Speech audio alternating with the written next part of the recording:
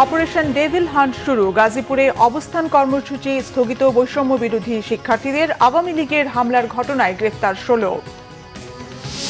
Doctor ইউনূসকে জঙ্গি leader প্রমাণে ভারতীয় মিডিয়ার $1 মিলিয়ন খরচের অভিযোগ প্রেস সচিবের। সরকারকে ব্যর্থ হতে দেবে না বিএনপি, জানিয়েছেন রিজভী। নগরীর জলাবদ্ধতা নিরসন প্রকল্পের অগ্রগতি দেখতে প্রতি সপ্তাহে একজন উপদেষ্টা যাবেন চট্টগ্রামে, জানিয়েছেন ফারুকী আজম।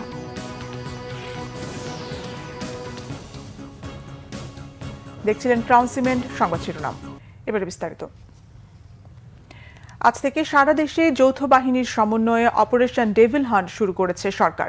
স্বরাষ্ট্র মন্ত্রণালয়ের এক প্রেস বিজ্ঞপ্তিতে এই অভিযানের কথা জানানো হয়েছে। প্রেস বিজ্ঞপ্তিতে বলা হয়, শুক্রবার রাতে গাজীপুরে ছাত্র জনতার উপর সন্ত্রাসী আক্রমণের ঘটনায় স্বরাষ্ট্র মন্ত্রণালয়ে আইনশৃঙ্খলা বাহিনীগুলোর সমন্বয়ে সভা অনুষ্ঠিত হয়েছে।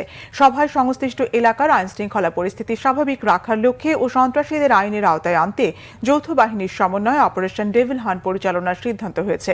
শনিবার থেকে গাজীপুর এলাকা সহ সারা দেশে এই অভিযান শুরুর কথা জানানো হয়। অপারেশন ডেভিল হান্টের ব্যাপারে রবিবার প্রেস ব্রিফিংয়ে মাধ্যমে বিস্তারিত জানানো হবে বলেও উল্লেখ করা হয়েছে।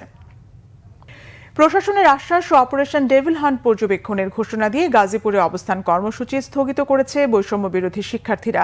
সাবেক মন্ত্রীর বাড়িতে ছাত্রদের উপর আওয়ামী লীগের হামলার ঘটনায় গ্রেফতার করা হয়েছে 16 জনকে। সাময়িক বরখাস্ত করা হয়েছে সদর থানার ওসিকে। এর আগে শহরের রাজবাড়ী মাঠে বিক্ষোভ সমাবেশ করে শিক্ষার্থীরা। গাজীপুর প্রতিনিধি মীর মোহাম্মদ ফারুকের তথ্য ও ছবিতে ডেস্ক রিপোর্ট।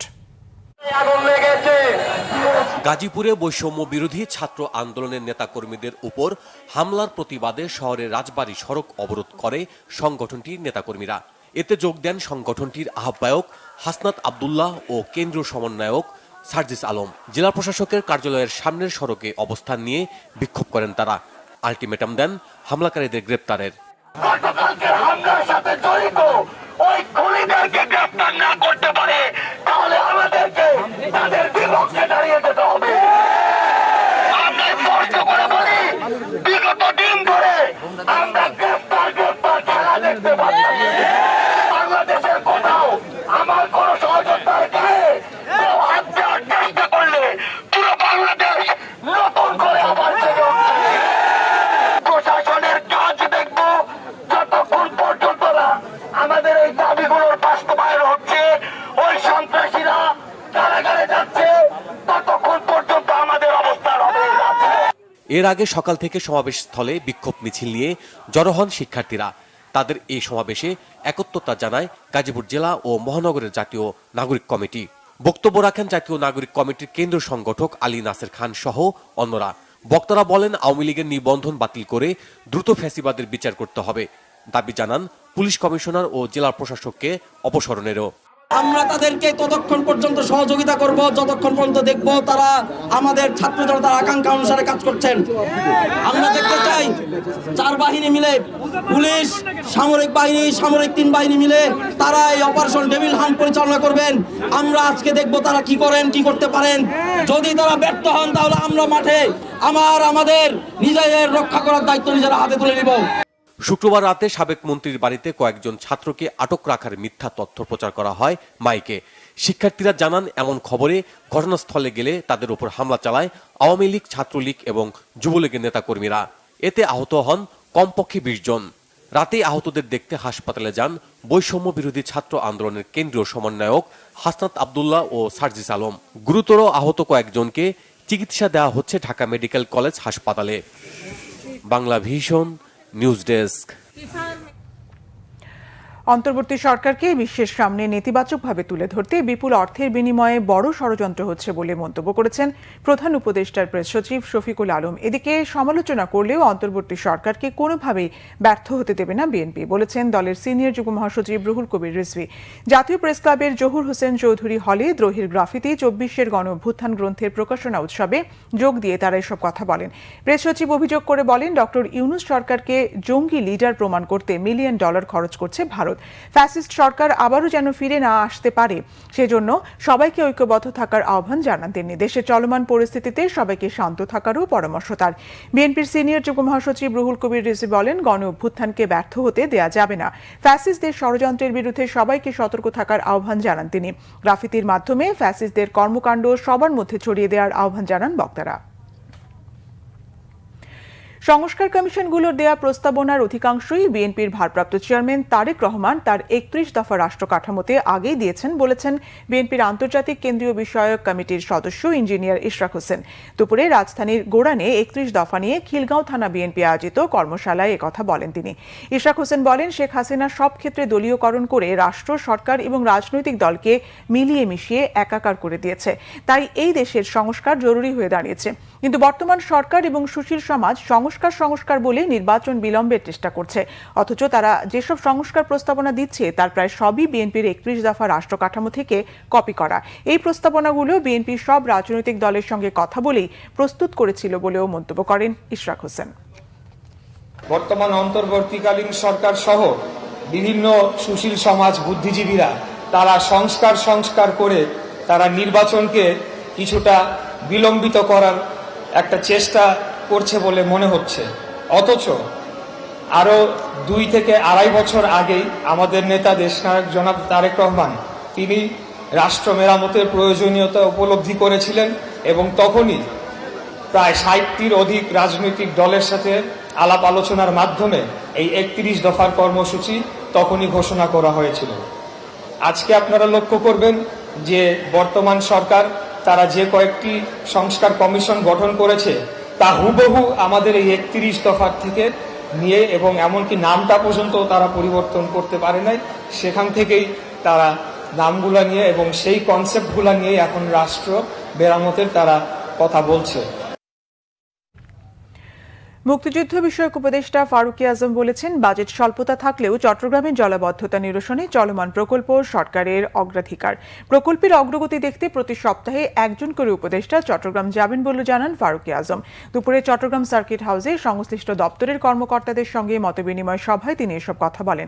এ সময় উপদেষ্টা বলেন, আগামী বর্ষায় বন্দর নগরীর মানুষ জলাবদ্ধতা নিরসন প্রকল্পের শতভাগ সুফল না পেলেও ভোগান্তি কমাতে প্রকল্পের সাথে সংশ্লিষ্ট সংস্থাসমূহকে সমন্বয় করে কাজ করার নির্দেশ দেওয়া হয়েছে।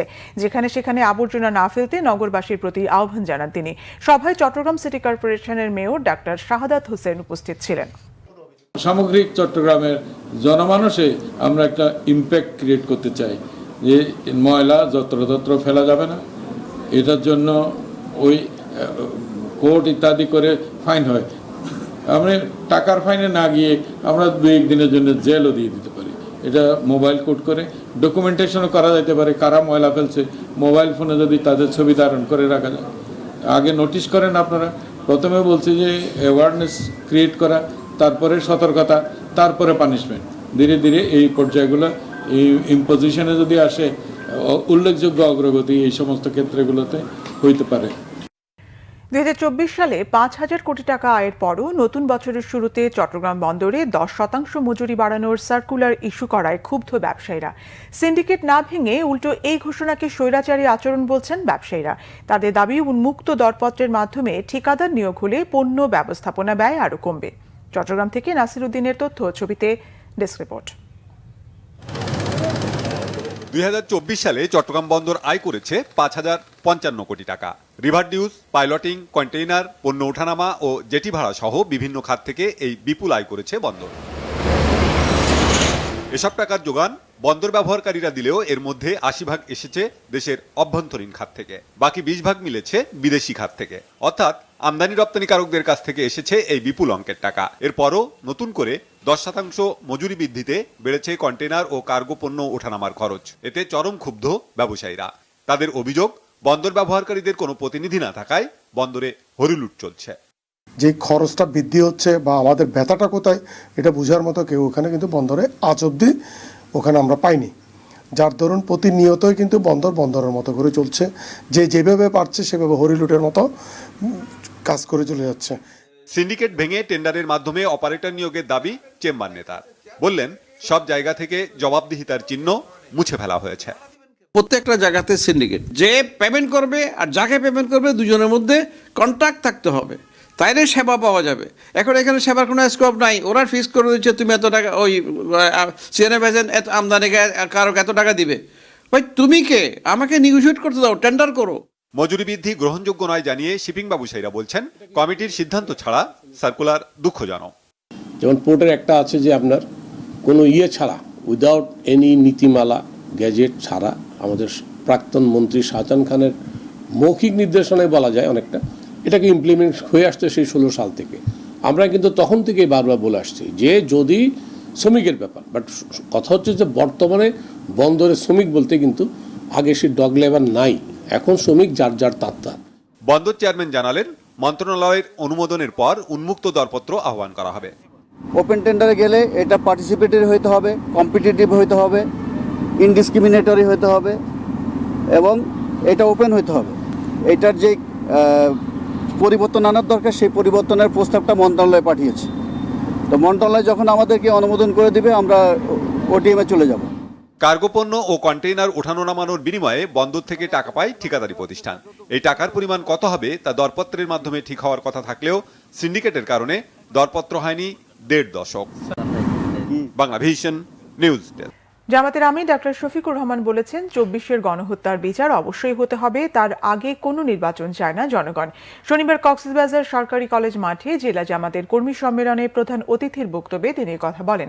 জামাতের আমির আরও বলেন, 5 অগস্টের পরেও রাজনীতির সাথে দুর্বৃত্তপনা, চাঁদাবাজি ও দুর্নীতি বন্ধ হয়নি।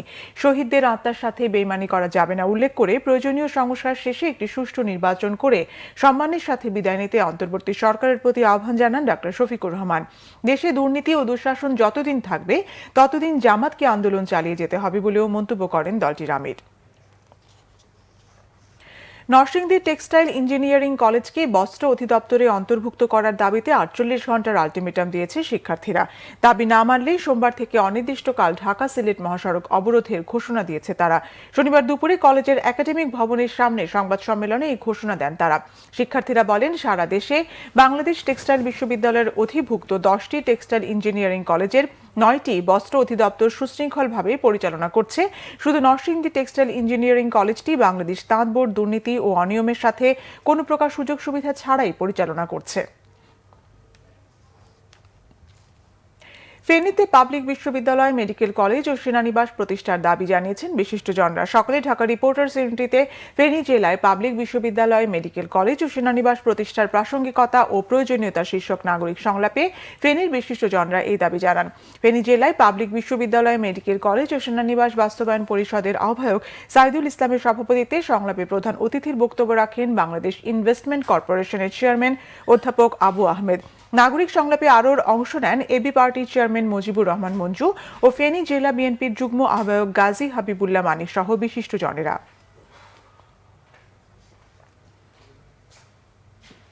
দেশের বিভিন্ন জায়গার আরও কিছু খবর নিয়ে এখন একটি ডেস্ক রিপোর্ট।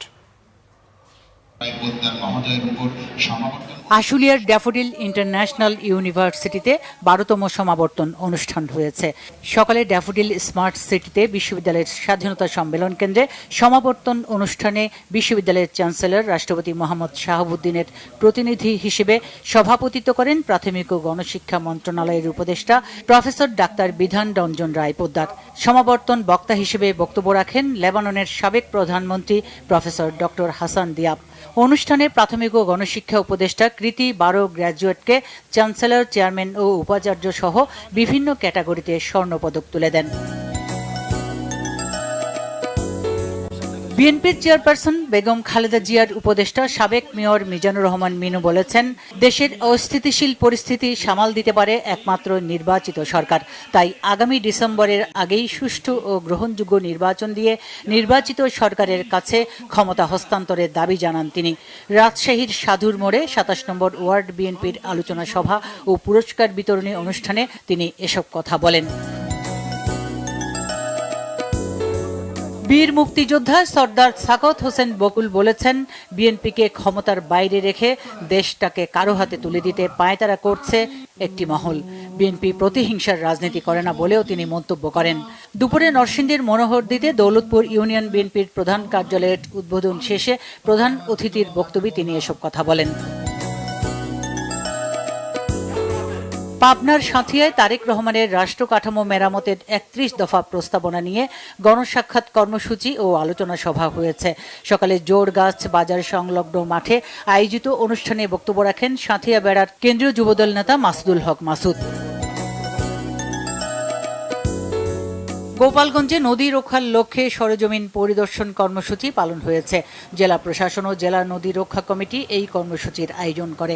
সকালে ট্রলার যোগে মধুমতি বিল রুট চ্যানেল পরিদর্শন কর্মসূচিতে প্রধান অতিথি ছিলেন জেলা প্রশাসক মোহাম্মদ কামরুজ্জামান। রাঙ্গামাটিতে দুপুরে কাউখালী উপজেলা পরিষদ অডিটোরিয়ামে বিএনপি কাউখালী উপজেলা শাখার বর্ধিত সভা হয়েছে। জেলা বিএনপির সভাপতি দীপন তালুকদার দীপু তারেক রহমানের নেতৃত্বে সবাইকে ঐক্যবদ্ধ থেকে কাজ করার আহ্বান জানান।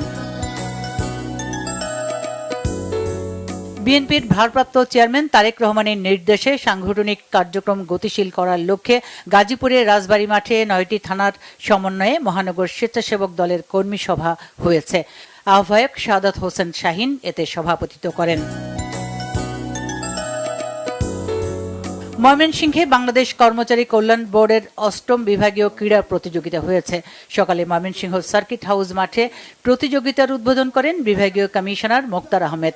অনুষ্ঠানে বিভিন্ন শিক্ষা প্রতিষ্ঠানের পক্ষ থেকে ডিসপ্লে প্রদর্শন করা হয়। বরিশালের ঐতিহ্যবাহী ফকিরবাড়ি ক্লাবের মিলন মেলা হয়েছে। 1967 সালে প্রতিষ্ঠিত এই ক্লাবটির মিলন মেলায় পরিবার সহ অংশ নেন প্রতিষ্ঠাতা সদস্য ও বর্তমান সদস্যরা। এছাড়া বরিশালের স্থানীয় বিভিন্ন পর্যায়ের বিশিষ্টজনরা অতিথি হিসেবে উপস্থিত ছিলেন।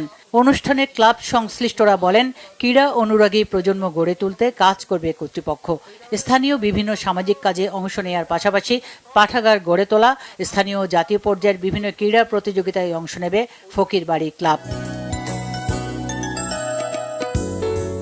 উৎসাহ উদ্দীপনায় সমাজ উন্নয়নমূলক সংগঠন ব্যুরো বাংলাদেশের আয়োজনে আঞ্চলিক ফুটবল টুর্নামেন্ট প্রতিযোগিতা হয়েছে সাভারে। স্থানীয় একটি বিদ্যালয় মাঠে আয়োজিত এই টুর্নামেন্টে সাভার, ঢাকা উত্তর, গাজীপুর, মানিকগঞ্জ ও গাজীপুর উত্তর অঞ্চলের দলগুলো অংশ নেয়। অনুষ্ঠানে প্রধান অতিথি ছিলেন সংগঠনের ঢাকা উত্তর বিভাগের কর্মকর্তা মোস্তাফিজুর রহমান রাহাত। উদ্বোধনী খেলায় সাভার দল 2-0 গোলে মানিকগঞ্জ দলকে পরাজিত করে। Bangla vision news desk. সংবাদ শেষ করব ক্রাউন সিমেন্টের শিরোনামগুলো আরেকবার জানিয়ে।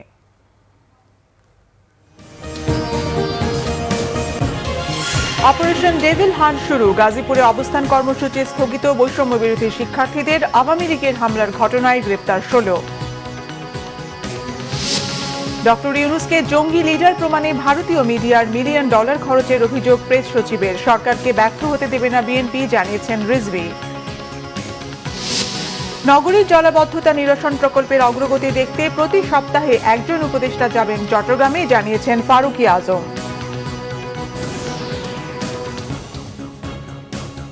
এই ছিল এখনকার মতো। পরের সংবাদ সন্ধ্যা 7:30টায়। এছাড়া বাংলাভিশন সংবাদ ও সংবাদ সংশ্লিষ্ট অনুষ্ঠান দেখতে ভিজিট করুন www.bvnews24.com ও facebook.com/banglavishannews এবং সাবস্ক্রাইব করুন youtube.com/banglavishannews।